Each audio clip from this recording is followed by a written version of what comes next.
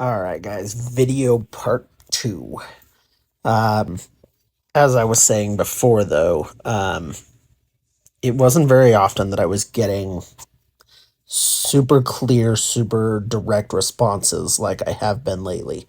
Um, Part of that is that, I've been working on it. Just like any other thing that you do, any job or art or anything like that, you've got to work on it.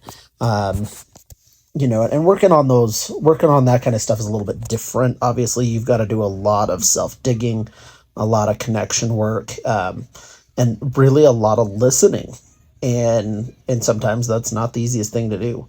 Um, but I've gotten to the point where it's becoming more clear, and I've been able to kind of see where my path is leading, if you will, and knowing what is coming. And so that is kind of the spark of that trip to Waverly was kind of the spark of um, some development and definitely knowing where I need to go forward from here. Uh, More connection with spirit in whatever form you want to, understand or believe that to be. Um, Now, let's talk about being a medium in Utah. Um, because until recently, it's not been widely accepted. Not across the country either, but especially in the state of Utah, it's not been very widely accepted. And so, I definitely had a group of friends who understood what I did. I had some family who understood what I did. And, but, as far as like, being religious based, that's nothing that I do or have done or will do.